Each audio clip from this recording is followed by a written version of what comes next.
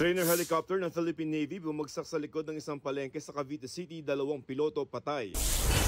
Halos 6,000 face-to-face classes sinuspindi dahil sa matinding init ng panahon ayon sa DepEd.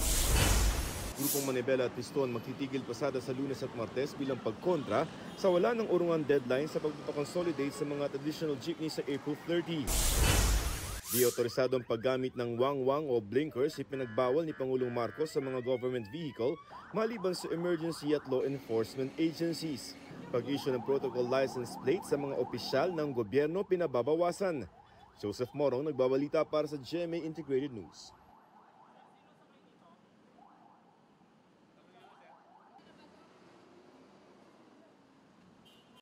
Mga kapuso, alamin ang State of the Nation. Mag-subscribe sa GMA Integrated News sa YouTube. Sa ating mga kapuso abroad, samahan niyo kami sa GMA Pinoy TV at sa www.gmanews.tv.